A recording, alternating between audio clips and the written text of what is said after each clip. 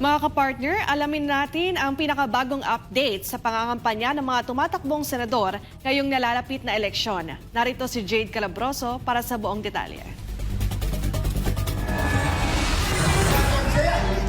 Mahigit 2 buwan bago ang halalan sa Mayo at 12 ngayong taon, mas pinaigting pa ng mga kandidato ang kanilang pangangampanya para matiyak ang pinakaaasam na boto mula sa mga Pilipino.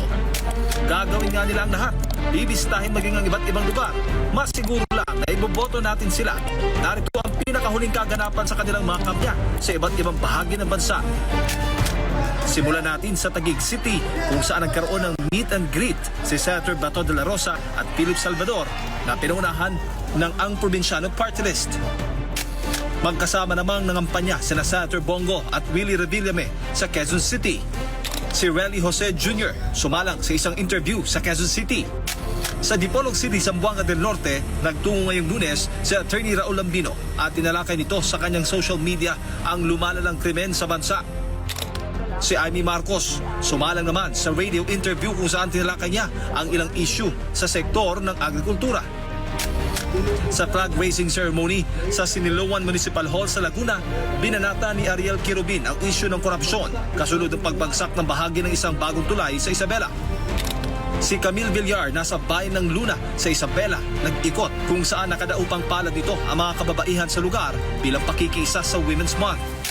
Samantala nitong linggo, nagkasalubong naman sina Senator Bong Revilla Jr. at Attorney Jimmy Bondoc sa pangangampanya sa Laguna.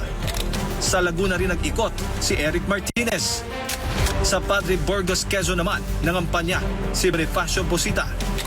Ibinahagi ni David D. Angelo ang pagdalo nito sa 2 araw na event sa National Environmental Leaders Summit 2025 sa Marikina City.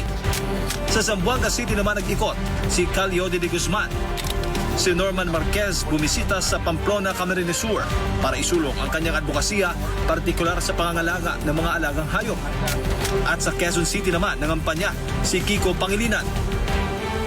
At yan ang pinakahuling update sa nagpapatuloy na campaign period para sa darating na halalan sa buwan ng Mayo. Patuloy nating bantayan ang bawat galaw, plataporma at paninindigan ng mga kandidato para mas maging matalino at mapanuri tayo sa pagpili ng ating susunod na mga senador.